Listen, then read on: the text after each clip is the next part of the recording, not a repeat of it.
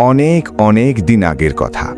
একটা সবুজে ঘেরা ছোট্ট গ্রাম, চারপাশে উঁচু গাছ, পাখির ডাক আর এক অদ্ভুত নীরবতা, যে নীরবতায় মনে হয় আল্লাহর রহমত যেন বাতাসে মিশে আছে। সেই গ্রামের এক কোণে ছিল একটা ছোট্ট পরিপাটি ঘর, আর সেই ঘরে থাকত দুটো মানুষ, হারুন আর মারিয়াম।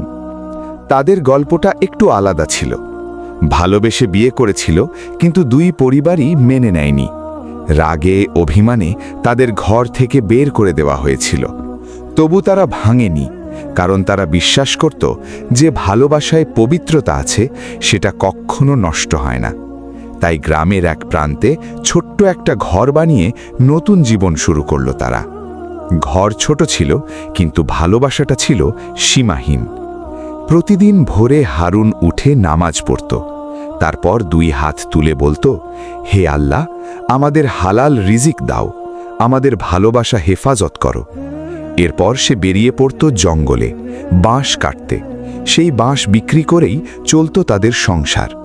আর মারিয়াম, সে শুধু একজন স্ত্রী ছিল না, সে ছিল হারুনের সাহস, তার শান্তি, তার শক্তি। একদিন ভোরে হালকা কুয়াশা, সূর্য তখনও পুরোপুরি ওঠেনি। হারুন তাড়াহুড়ো করে বলল, মারিয়াম, আজ একটু তাড়াতাড়ি খাবারটা দাও, একজন বড় ব্যবসায়ী আসবে, আগে যেতে হবে। মারিয়াম মুচকি হেসে বলল, ইনশাআল্লাহ, আল্লাহ বরকত দেবেন, আপনি চিন্তা করবেন না।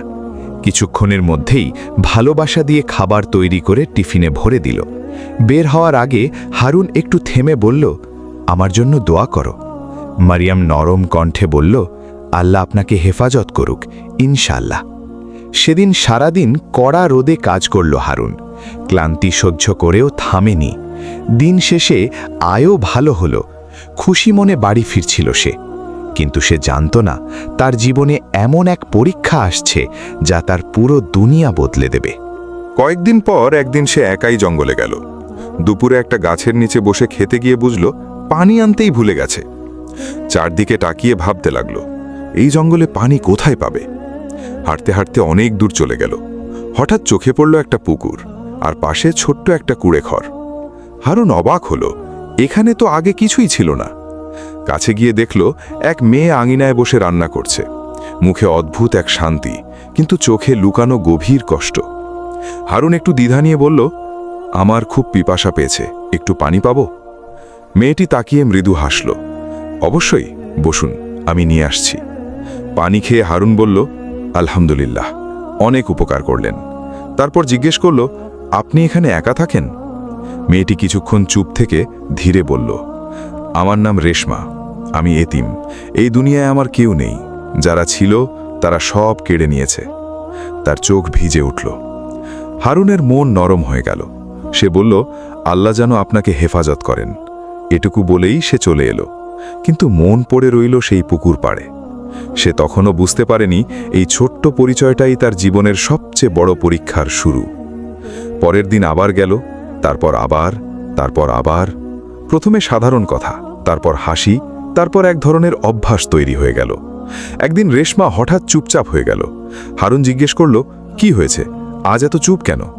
রেশমা মাথা নিচু করে রইল কিছুক্ষণ, তারপর কাঁপা গলায় বলল, আমি আপনাকে বিয়ে করতে চাই।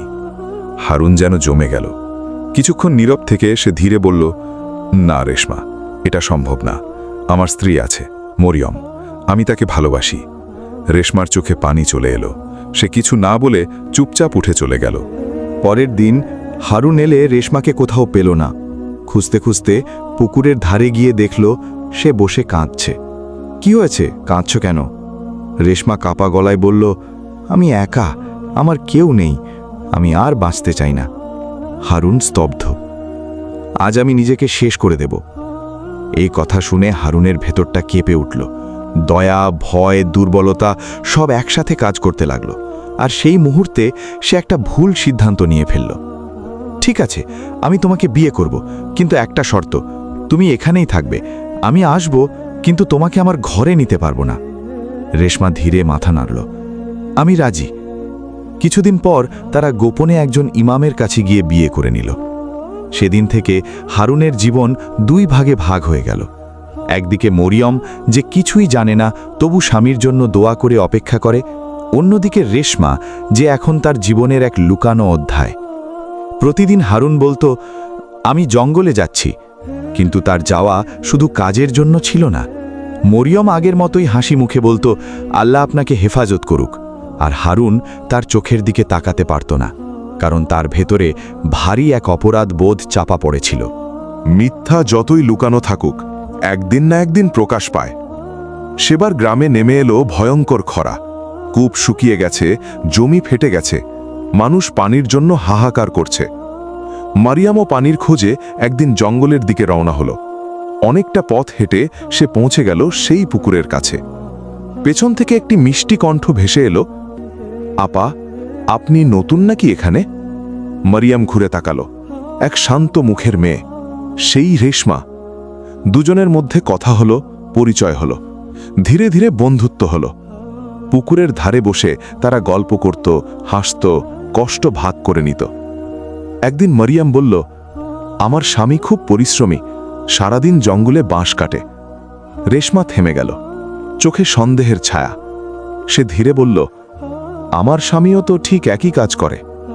দুজনেই একে অপরের দিকে তাকিয়ে রইল। এক অজানা অস্বস্তি, মনে হচ্ছিল কিছু একটা মিলছে না। একদিন মারিয়াম হেসে বলল, বোন, তুমি একদিন আমার বাড়িতে চলো না, আমি সারাদিন একা থাকি, তোমার সাথে ভালো লাগবে। রেশমা মৃদু হাসল, আমিও তো ভাবছিলাম বলবো, ইনশাআল্লাহ আসব। দুজনেই হেসে উঠল। কেউ জানত না এই হাসির আড়ালে লুকিয়ে আছে এক ভয়ঙ্কর সত্য। সেই দিন রেশমা মরিয়মের বাড়িতে গেল। দুজনে বসে গল্প করছিল। মরিয়ম বলল, আমার স্বামী সারাদিন জঙ্গলে বাঁশ কাটে, খুব কষ্ট করে আমাদের জন্য। রেশমা হঠাৎ থেমে গেল। ঠিক তখনই বাইরে থেকে একটি পরিচিত কণ্ঠ ভেসে এলো, মরিয়ম, একটু পানি দাও। মরিয়ম দ্রুত উঠে গেল, এই যে আসছি। রেশমাও ধীরে পেছনে গেল। আর তারপর রেশমার চোখ হারুনের উপর পড়তেই সে পাথর হয়ে গেল। আপনি এখানে? মরিয়ম অবাক হয়ে তাকালো।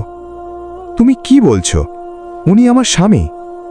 রেশমার চোখ ভরে উঠল, কাঁপা গলায় বলল, না, উনি তো আমার স্বামী। এক মুহূর্তে সবকিছু থেমে গেল। তিনজন মানুষ একই জায়গায়, কিন্তু সম্পর্কগুলো ভেঙে চুরমার। হারুন দাঁড়িয়ে আছে মাথা নিচু করে, তার লুকোনো সত্য আজ সবার সামনে। মরিয়মের চোখ দিয়ে পানি পড়তে লাগল।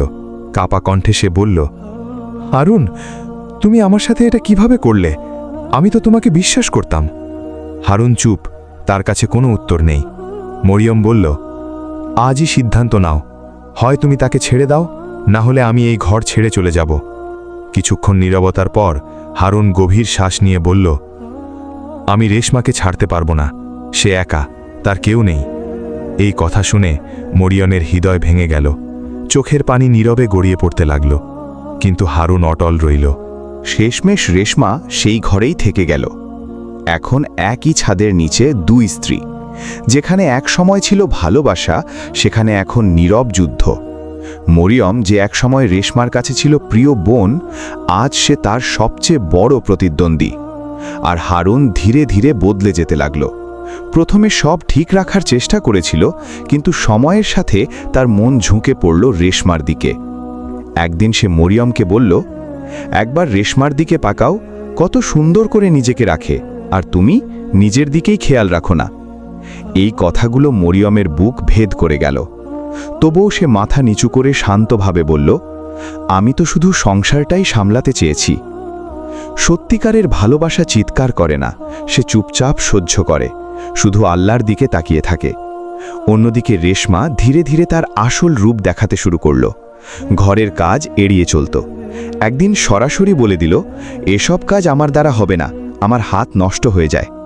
ফলে ঘরের সব দায়িত্ব এসে পড়ল মরিয়মের ওপর। যদি কখনো মরিয়ম কিছু বলতো, রেশমা কাঁদতে শুরু করত, আর হারুন উল্টো মরিয়মকেই দোষ দিত। ধীরে ধীরে মরিয়ম সেই ঘরে এক অদৃশ্য মানুষ হয়ে গেল। কাজ করে, সেবা করে, কিন্তু তার কোনো মূল্য নেই। আর রেশমা হয়ে উঠল হারুনের প্রিয় স্ত্রী। তবুও মরিয়ম চুপ ছিল, কারণ তার বিশ্বাস ছিল আল্লাহ অন্যায় দেখেন আর সময় মতো বিচারও করেন। সেই বিচারের দিন বেশি দূরে ছিল না। একদিন বর্ষার মৌসুমে প্রবল বৃষ্টিতে জঙ্গলে কাজ করতে গিয়ে পা পিছলে হারুন একটি গভীর গর্তে পড়ে গেল।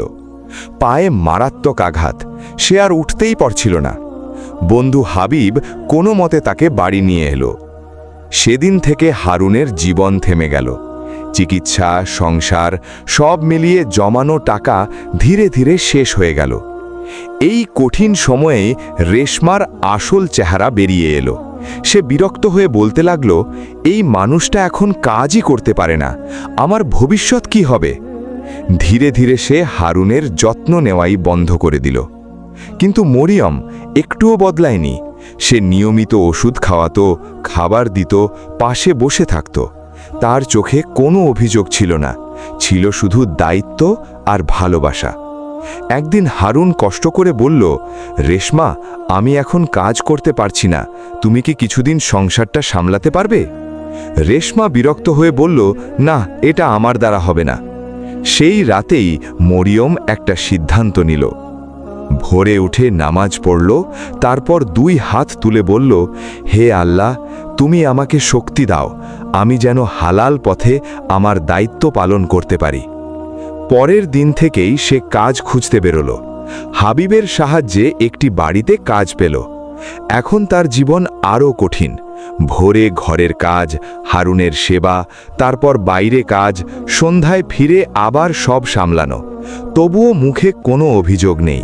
ধীরে ধীরে হারুনের চোখ খুলতে শুরু করল। সে ভাবতে লাগল, যাকে আমি অবহেলা করেছি সেই আজ আমার পাশে, আর যার জন্য সব ছেড়েছি সে আজ আমাকে ছেড়ে দিচ্ছে। তার বুক ভরে উঠল অনুশোচনায়। অন্যদিকে রেশমা তখন গ্রামের এক অচেনা যুবকের সাথে দিনের পর দিন দেখা করছিল। একদিন ভোরে সবাই ঘুমিয়ে সে চুপচাপ সেই যুবকের সাথে পালিয়ে গেল। সে আর কখনো ফিরে এলো না। রেশমা চলে যাওয়ার পর ঘর আবার নীরব হয়ে গেল, কিন্তু সেই নীরবতা আর আগের মতো শান্ত ছিল না। এটা ছিল অনুশোচনা আর না বলা কথার ভারে ভলা। হারুন বিছানায় শুয়ে থাকত, চোখ বন্ধ করলেই মনে পড়ত সব, মরিয়মের ভালোবাসা, তার ধৈর্য আর নিজের করা অন্যায়গুলো। একদিন মরিয়ম কাজ শেষে ঘরে ফিরল, শরীর ক্লান্ত, কিন্তু মুখে সেই পুরনো শান্তি। সে হারুনের পাশে বসতেই হারুন হঠাৎ ভেঙে পড়ল। কাঁদতে কাঁদতে বলল, মরিয়ম, আমাকে মাফ করে দাও। তোমার সাথে আমি অনেক বড় অন্যায় করেছি। তোমার ভালোবাসার মূল্য বুঝিনি, রেশমার ছলনায় অন্ধ হয়ে গিয়েছিলাম। তার কণ্ঠ কাঁপছিল। তুমি সব সহ্য করেছ, তবুও আমাকে ছেড়ে যাওনি, আর আমি তোমাকে শুধু কষ্টই দিয়েছি। মরিয়মের চোখে জল এলো, কিন্তু সেই জল ছিল শান্তির। সে নরম কণ্ঠে বলল, হারুন, আল্লাহ সব দেখেন, তুমি যদি সত্যি তওবা করো, আল্লাহ অবশ্যই মাফ করবেন। সেই দিন থেকে হারুন বদলে গেল। নিয়মিত নামাজ পড়তে লাগল, রাতে একা বসে কাঁদত, হে আল্লাহ, আমাকে মাফ করো, আমি আর কখনো এমন ভুল করব না। ধীরে ধীরে সুস্থ হতে লাগল, পায়ের ব্যথা কমল, একদিন আবার হাঁটতে পারল। সে মরিয়মের দিকে তাকিয়ে বলল, আমি প্রতিজ্ঞা করছি আর কখনো তোমাকে কষ্ট দেব না, তোমার হক আদায় করার চেষ্টা করব, আর সবসময় আল্লাহকে ভয় করে চলব। মরিয়ম মৃদু হাসল, তার চোখে আবার ফিরে এলো আশার আলো। সময়ের সাথে সাথে সেই ছোট্ট ঘরটায় আবার ফিরে এলো ভালোবাসা, শান্তি আর বিশ্বাস। এক সন্ধ্যায় সূর্য ডুবছে, আকাশ লাল আভায় রঙিন। হারুন আর মরিয়ম ঘরের সামনে পাশাপাশি বসে আছে। মরিয়ম ধীরে বলল, আল্লাহ আমাদের বড় একটা পরীক্ষা দিয়েছিলেন, কিন্তু তিনি আমাদের ছেড়ে দেননি। হারুন মাথা নিচু করে বলল, হ্যাঁ, আর আমি শিখেছি কঠিন সময়ে যে পাশে থাকে সেই সত্যিকারের আপন। দুনিয়ার মোহ মানুষকে অনেক সময় অন্ধ করে দেয়। আমরা ভুল মানুষকে আঁকড়ে ধরি আর সত্যিকারের ভালোবাসাকে অবহেলা করি। কিন্তু মনে রেখো, কঠিন সময়ে যে তোমার পাশে থাকে সেই মানুষটাই তোমার আসল আপন। ভুল করা মানুষের স্বভাব, কিন্তু তওবা করা সাহসীদের কাজ। যদি সত্যি অন্তর থেকে ফিরে আসো, আল্লাহ অবশ্যই ক্ষমা করেন। তাই দেরি হওয়ার আগেই ভালোবাসার মূল্য বুঝতে শিখো, আর সবসময় আল্লাহর পথে ফিরে এসো। গল্পটা ভালো লাগলে একটা লাইক দিন, কমেন্টে আপনার নাম আর কোথা থেকে দেখছেন লিখুন। আর এমন গল্প পেতে এখনই সাবস্ক্রাইব করুন। আল্লাহ হাফেজ।